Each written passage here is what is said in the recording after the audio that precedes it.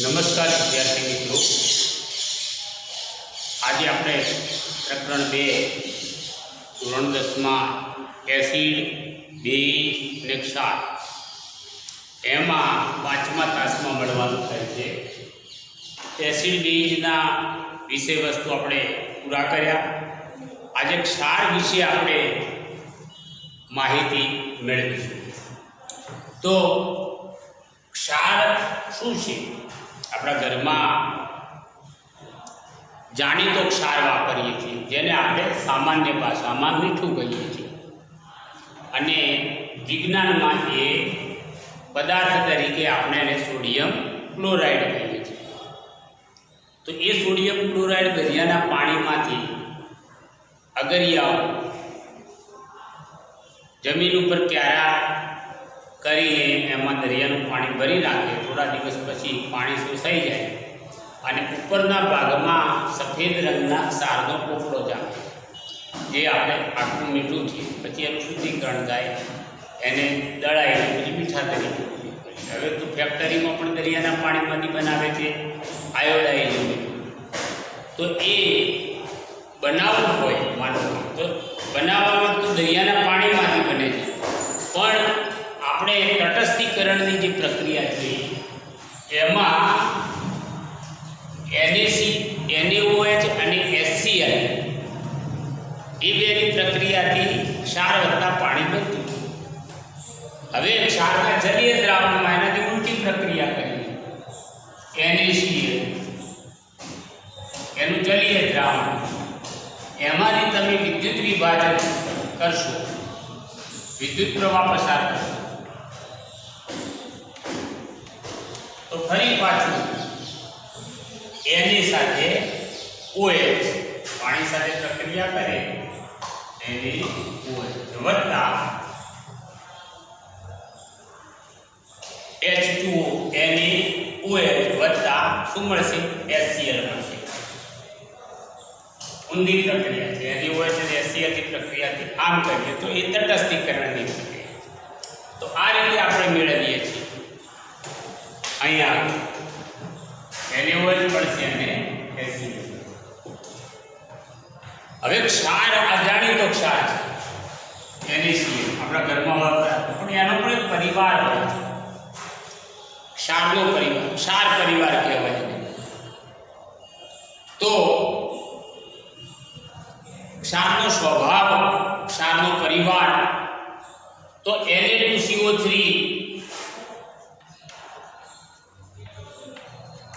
NaHCO3 NaCl ACl આ બધા એક પરિવારના છે, ક્લોરીન ગ્રુપવાળા, અને આ પણ એક પરિવારના છે, ક્ષાર પરિવાર. એ તો ઠીક વાત છે, પણ આ જે ક્ષાર છે એ ક્ષાર માનો કે NaCl લઈએ અથવા બીજો કોઈ ક્ષાર KCl લઈએ, NaCl લઈએ, NH4Cl લઈએ, કોઈ પણ ક્ષાર લઈએ, BaSO4 લઈએ, NaCl લઈએ, આપણા ક્ષાર રાવલા, તો એના એ બધા ક્ષાર તટસ્થ હોય છે. બધા ક્ષાર તટસ્થ હોય છે, કારણ કે આપણે તટસ્થીકરણની પ્રક્રિયા હમણાં કીધું કે NaOH અને HCl ના સંયોગીકરણથી તટસ્થીકરણ થઈ NaCl અને H2O બને છે. તટસ્થીકરણ એટલે કે NaOH અને HCl બંને ગુણધર્મો ગુમાવે છે અને નવા ગુણધર્મો વાળો NaCl બને છે, જેની અંદર ન એસિડિક ગુણ છે ન બેઝિક ગુણ, એવું કહીએ. પણ બધા ક્ષાર જો તટસ્થ હોય તો એનો pH 7 હોય. તો શું બધા ક્ષારનો pH 7 છે? ના. કેટલાક ક્ષાર એસિડિક હોય છે, કેટલાક ક્ષાર બેઝિક હોય છે, અને કેટલાક ક્ષાર તટસ્થ. એસિડિક છે જ એસિડિક, એસિડ નથી, એસિડિક સ્વભાવ ધરાવે છે. એટલે એક પ્રકારનો pH 7 છે એ તટસ્થ છે. pH જેનો 7 છે એ તટસ્થ છે. માનો કે NaCl આ તટસ્થ છે. અને જેનો pH 7 થી સેજ ઓછો છે એ એસિડિક છે, અને pH 7 થી વધુ છે તો એ બેઝિક છે. હવે આપણે આગળ પણ ભણ્યા છીએ કે એસિડિક સ્વભાવ ધરાવતો ક્ષાર ક્યારે મળે, બેઝિક સ્વભાવ ધરાવતો ક્ષાર ક્યારે મળે અને તટસ્થ ક્યારે મળે. જ્યારે આપણે ક્ષારની બનાવટમાં મોટે ભાગે એસિડ અને બેઝનો ઉપયોગ કરીએ છીએ. એસિડ વત્તા બેઝ બરાબર ક્ષાર વત્તા પાણી. ક્ષાર વત્તા પાણી. જો આ તમારે પ્રબળ છે કે આ પ્રબળ છે કે આ નિર્બળ છે કે પ્રબળ છે, એના ઉપર ક્ષારનો સ્વભાવ આધાર રાખે. પ્રબળનું લક્ષણ વધુ વર્તે.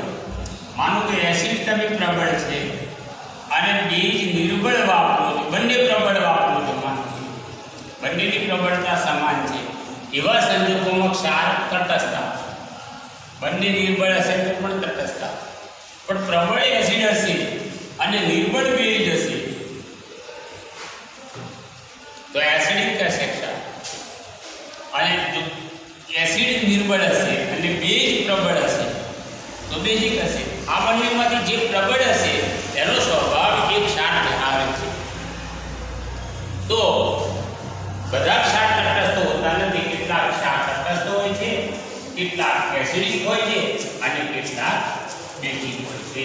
અને આ એની બનાવટ વખતે વપરાતા એસિડ અને બેઝના પ્રકાર ઉપર આધાર રાખે છે.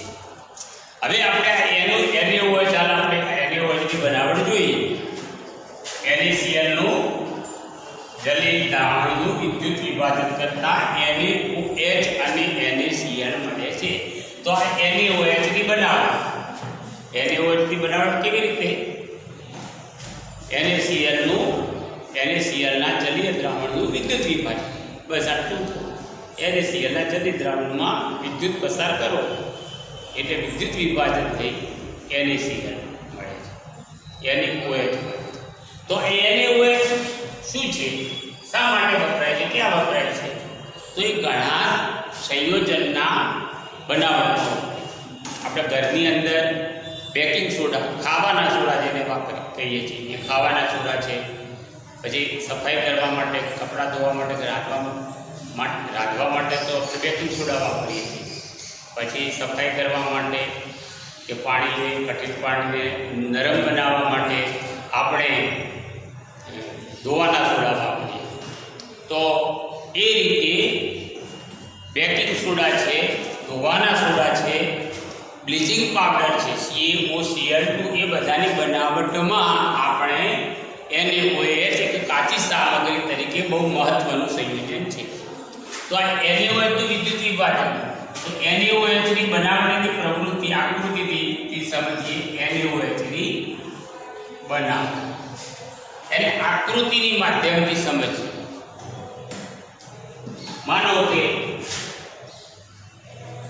તું આકૃતિ કેવી રીતે દોરશો, તમે લંબચોરસ દોરી નાખો હોય, આકૃતિ તમને ઇઝીલી દોરવી હોય, યાદ રહે એના માટે તમે લંબચોરસ દોરી નાખો.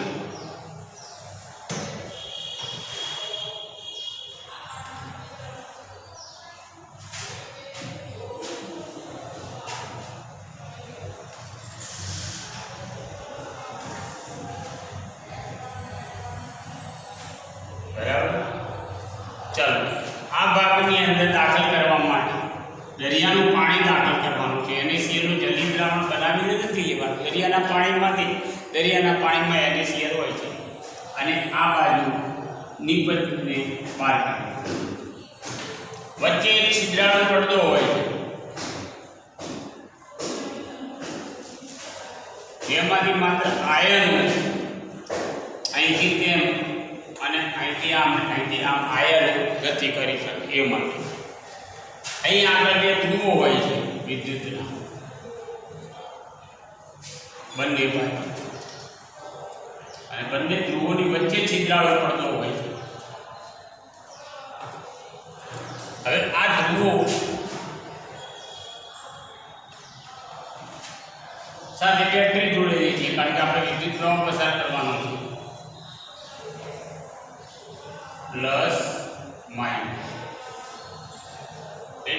પ્લસ ધ્રુવ છે આપણે એને એનોડ કહીશું. આ બાજુ જો ઋણ ધ્રુવ છે એને આપણે કેથોડ કહીશું. તો આ રીતે એનોડ અને કેથોડ બે છે. કેથોડ એટલે ઋણ, એનોડ એટલે ધન.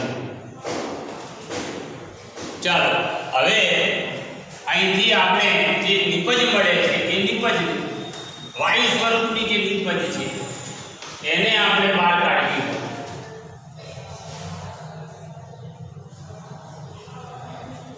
તો અહીં આગળ થોડી જગ્યા રાખી અને નળી વાયુ સ્વરૂપની. ચલો તો અહીં વાયુ સ્વરૂપની નિપજ કઈ મળશે? તો અહીં NaCl નું જલીય NaCl દરિયાનું પાણી, દરિયાનું પાણી બ્રાઇન કહેવાય, BRIN એ તમે અંદર દાખલ કરો. અચ્છા, દરિયાનું પાણી દાખલ કરો છો એટલે અત્યારે અંદર NaCl છે માનો. હવે વિદ્યુત પ્રવાહ પસાર કરશો તો NaCl નું શું થશે? વિદ્યુત વિભાજન થાય Na+ અને Cl- આયનોમાં રૂપાંતર થાય કે નહીં? તો Na+ ધન આયન, ધન મીન્સ ઋણ ધ્રુવ સાથે ખેંચાય અને ઋણ હોય એ ધન ધ્રુવ તરફ ખેંચાય. આ પ્રકૃતિનો નિયમ છે. ધન હોય સામાન્ય રીતે એનો ઋણ તરફ આકર્ષણ અને ઋણ હોય તો ધન તરફ આકર્ષણ. સમજી, આ પ્રકૃતિનો નિયમ છે. એટલે તો આખા પરમાણુનું બંધારણ જળવાય. પરમાણુનો ઇલેક્ટ્રોન કેમ ગોળ ગોળ ફરે છે? કારણ કે વચ્ચે ધન છે અને એ પોતે ઋણ છે.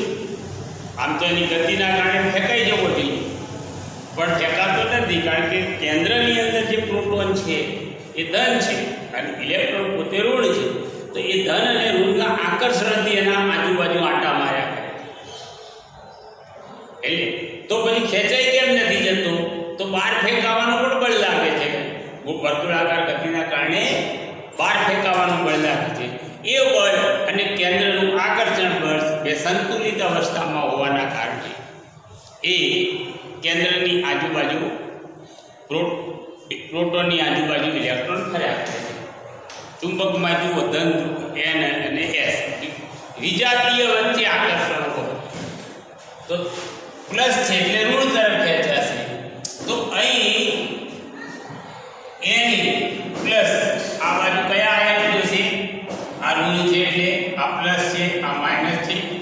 તો Na+ ના આયનો આ છિદ્રાળુ પડદામાંથી આ બાજુ અને Cl- ના આયનો આ બાજુ. Cl ઋણના આયન. એવી રીતે પાણીનું પણ વિદ્યુત વિભાજન થશે. તો પાણીના વિદ્યુત વિભાજનમાં હાઇડ્રોજન આયન અને OH- આયનો બનશે. તો OH- આયનો પાછા આ બાજુ જશે. OH- આયન અને Cl- આ બાજુ જશે. બરાબર, OH અને C. જ્યારે આ બાજુ શું જશે? NaCl અને H+ આયન. એ સ્વાભાવિક રીતે પ્લસ આયનો આ બાજુ જશે. તો આ બાજુ પાણીની છે એટલે એની સાથે એને પ્લસ આયનો ઉમેરાશે એટલે અહીં NaOH બન્યા કરશે. ક્ષારીય NaOH, એમાં ક્ષાર હોય અને આ બાજુ ક્લોરીન વાયુ મુક્ત થશે. એ ફરી પાછો આની સાથે પ્રક્રિયા નહીં કરે તો ક્લોરીન વાયુ મુક્ત થશે. જે વાયુ સ્વરૂપની નિપજ એટલે ઉપરથી લેવામાં આવે. અને આ H+ આયનો છે એ પણ આ બાજુ આવશે જે હાઇડ્રોજનમાં રૂપાંતર થશે અને ઉપરના ભાગમાં જે હાઇડ્રોજન થશે આ ભાગમાં ક્લોરીન મળશે એટલે વાયુ નિપજો ઉપરના ભાગમાંથી મળશે. જ્યારે આ બાજુ શું આવશે? સતત Na+ આયનો આ બાજુ આવે એટલે અહીંથી ક્ષારીય NaOH મળે.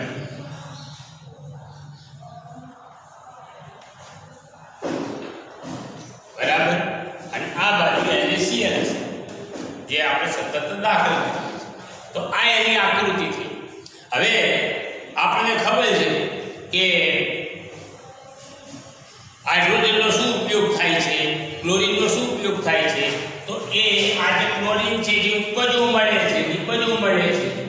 એ પણ આપણને બહુ ઉપયોગી છે, કારણ કે હાઇડ્રોજનનો ઉપયોગ છે ખાસ કરીને બળતણ, એક તો બળતણ તરીકે, બળતણનો સારો સ્ત્રોત છે. હાઇડ્રોજન જે ઉર્જા આપે છે એ કુદરતી વાયુ કરતાં પણ વધુ એનું કેન્દ્રીય મૂલ્ય છે. પછી માર્કેરિન, પછી એમોનિયાની બનાવટમાં એ પણ કામ આવે છે, અને એમોનિયામાંથી કૃત્રિમ ખાતર,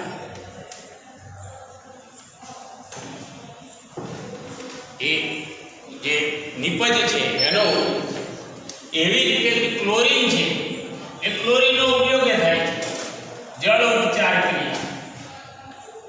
જળ ઉપચાર ક્રિયા એટલે પાણીના શુદ્ધિકરણ. પાણીના શુદ્ધિકરણમાં એટલે પાણીને જંતુ મુક્ત બનાવવા, ઉપચાર. અંદર જંતુયુક્ત છે તો જંતુ મુક્ત થઈ જાય છે, જળ ઉપચાર ક્રિયા. પછી નાહવા માટે આપણે સ્વિમિંગ પુલનો ઉપયોગ કરીએ છીએ, તો એમાં પણ જો ચેપગ્રસ્ત પાણી હોય તો નાહવાવાળા બીમાર થાય, તો સ્વિમિંગ પુલના પાણીને પણ જંતુ મુક્ત કરવા માટે સ્વિમિંગ પુલ, એને પણ આપણે ક્લોરીનનો ઉપયોગ કરીએ છીએ ખાસ કરીને. પછી સંક્રમણહારક અને જંતુનાશક કરી, સંક્રમણહારક અને જંતુનાશક.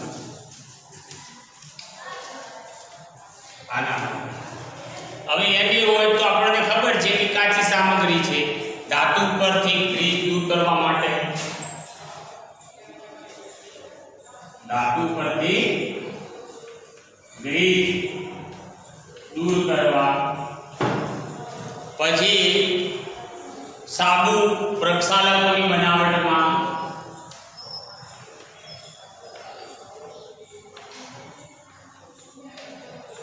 એની બનાવટમાં વપરાય છે. પછી બીજો ઉપયોગ તો એ વિચારી જુઓ, સાબુ પ્રક્ષાલકોની બનાવટમાં. પછી કાગળ ઉદ્યોગમાં, પછી કાચ ઉદ્યોગમાં પણ વપરાય છે, કાગળ ઉદ્યોગમાં. પછી કૃત્રિમ રેસાઓની બનાવટમાં.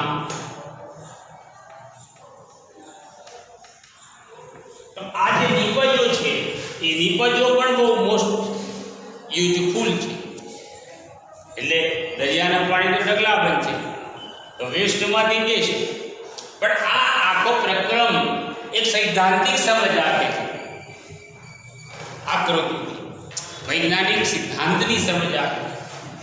તો પછી એનો જે ઉદ્યોગ હોય છે તો આખું તમને મશીનરી સાથે જોવા મળે, એટલે આખી એની રચના તમને ત્યાં ના સમજાય, પણ આ સિદ્ધાંત ખ્યાલ હોય એ ઉદ્યોગમાં તમે જ્યારે આ બનતું હોય છે ત્યાં તમે આસાનીથી જોઈ શકો છો. હવે આગળ આપણે વિરંજક પાવડરની બનાવટ. હવે વિરંજક પાવડરની બનાવટ.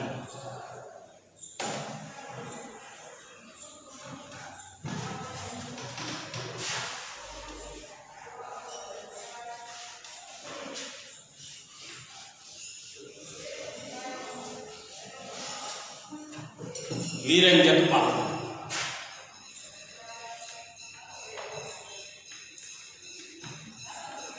જેનું બીજું નામ છે બ્લીચિંગ પાવડર.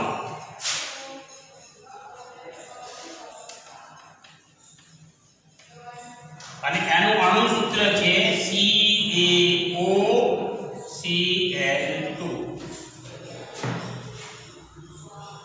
જોકે એના અણુબંધારણનો રચના છે થોડી જટિલ છે. હવે અહીંથી તમને ખ્યાલ આવી ગયો કે વિરંજક પાવડરની બનાવટમાં પણ ક્લોરીન બહુ મહત્વની વસ્તુ છે. તો આગળના જે આકૃતિમાં ક્લોરીન વાયુનું એ પણ ઉત્પાદન થાય છે, એમાંથી ઉપપેદાશ તરીકે મળે છે. તો એ વિરંજક પાવડર એની બનાવટમાં વપરાય છે. તો એ જ વસ્તુ આની બનાવટમાં વપરાય. ફોડેલો ચૂનો, કારણ કે કેલ્શિયમ ધાતુ છે CaO. ફોડેલા ચૂનામાં શું હોય? CaOH2 એનું વિઘટન કરશો તો શું મળશે? CaO વત્તા H2. કળી ચૂનામાં તમે પાણી નાખશો ઘર દોડવા માટે. ઘણા માણસો પેલા જૂના જમાનામાં ઘર દોડવા માટે ચૂનાની થેલીઓ લાવતા, બેગ લાવતા બજારમાં, અને પછી કોઈ પીપ હોય એની અંદર એ બેગને નાખે, પછી અંદર પાણી નાખે, પાણી નાખીને રગડો હલાવે તો ફત ફત ફત કરતો હોવાથી ઉષ્મા ઉત્પન્ન થાય, બરાબર. અને પછી જે રગડો બને એને આપણે કેલ્શિયમ હાઇડ્રોક્સાઇડ કહીએ. ચૂનાના કેલ્શિયમ હાઇડ્રોક્સાઇડ બીજું નામ છે ફોડેલો ચૂનો, બરાબર. તો એ કળી ચૂનો છે, કેલ્શિયમ ઓક્સાઇડ છે, એમાં પાણી તમે નાખશો આનાથી ઊંધું થશે તો ફોડેલો ચૂનો. તો ફોડેલા ચૂનાનું હંમેશા રાસાયણિક સૂત્ર ઘણી વખત આપણે ઉપયોગમાં આવે છે. તો એની ક્લોરીન સાથેની પ્રક્રિયા ટૂંકમાં બનાવટની રીતિ તો બહુ એક જ રીતિ મલકમાં કે ફોડેલા ચૂનાની ક્લોરીન સાથેની બનાવટ CaOH2 અને Cl2 ક્લોરીન સાથે પ્રક્રિયા શું મળે છે? CaOCl2 bleaching powder. તો ફોડેલા ચૂનાની ક્લોરીન સાથેની રાસાયણિક પ્રક્રિયાથી બ્લીચિંગ પાવડર મળે છે અને પછી OH2 છે એટલે H2. અને સમીકરણ સંતુલિત થતું હોય તો કરવાનું, નથી થતું. હવે આપણે આગળની એક પ્રક્રિયા વિચારી, ક્લોર આલ્કલી પ્રક્રિયા. આગળ જે આપણે આકૃતિ ભણ્યા છે એ આકૃતિનું નામ NaCl નું વિદ્યુત વિભાજન કર્યું હતું આપણે, NaCl H2. અને આગળની આકૃતિ તો શું બનતું હતું? NaOH. આપણે રહી ગઈ હતી એટલે હું આમ તો મને યાદ આવે NaCl H2 તો NaOH Cl2 H2 આ પ્રક્રિયાનું નામ પૂછે તો આ પ્રક્રિયાને ક્લોર આલ્કલી પ્રક્રિયા કહે છે. શું કહે છે? ક્લોર આલ્કલી પ્રક્રિયા. એટલા માટે કે આથી મેં આકૃતિ સમજાવી, બનાવટ સમજાવી, અને પરીક્ષામાં તમને પૂછે કે ક્લોર આલ્કલી પ્રક્રિયાનું વર્ણન કરો આકૃતિ સાથે, અથવા ક્લોર આલ્કલી પ્રક્રિયા લખો તો તમને ખ્યાલ જ ના આવે. કારણ કે આમ તો બહુ મહત્વનું નામ. હવે આ ક્લોર આલ્કલી પ્રક્રિયા શા માટે કહે છે? કારણ કે આની વચ્ચેની પ્રક્રિયાથી ક્લોરીન ઉત્પન્ન થાય છે, એટલે ક્લોરીન ક્લોર. NaOH ને આપણે આલ્કલી એટલે બેઝનું બીજું નામ છે આલ્કલી. બેઝિક દ્રાવણોને આલ્કલી કહેવાય. એટલે ક્લોર આલ્કલી પ્રક્રિયા તરીકે ઓળખવામાં આવે છે. આ આગળ મેં જે આકૃતિથી સમજાવ્યો એનો મુદ્દો છે, એટલે તમને આ શબ્દ આવે તો તમારા માટે નવો નથી. હવે ફરી આપણે બ્લીચિંગ પાવડર તરફ જઈએ છીએ. ફોડેલા ચૂનાની ક્લોરીન સાથેની પ્રક્રિયાથી CaOCl2 મળે છે. તો વિરંજક પાવડરની બનાવટ અહીં ખાલી શબ્દોમાં લખવાનું છે. ફોડેલા ચૂનાની ક્લોરીન સાથેની પ્રક્રિયાથી બ્લીચિંગ પાવડર વિરંજક પાવડર બને છે. જેનું રાસાયણિક અણુસૂત્ર CaOCl2 છે. હવે આપણે એના ઉપયોગ આના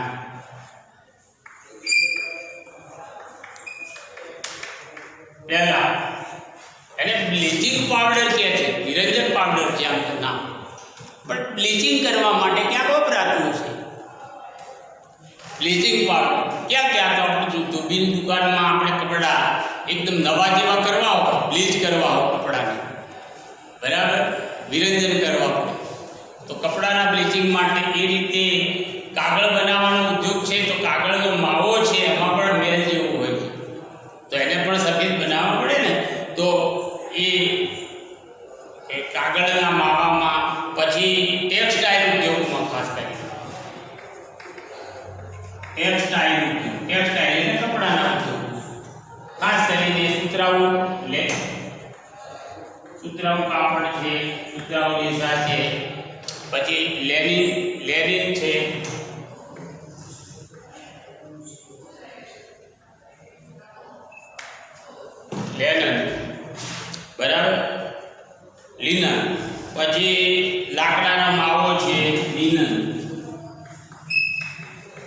લાકડાનો માવો છે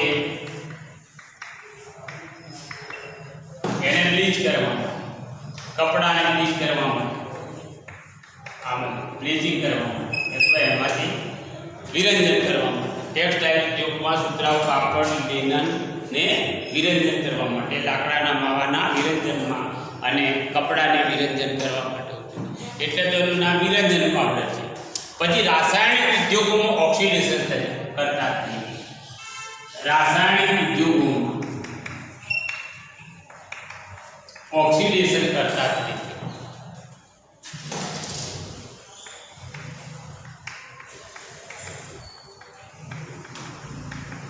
પછી પાણીને જંતુ મુક્ત કરવા માટે ત્રીજો મુદ્દો,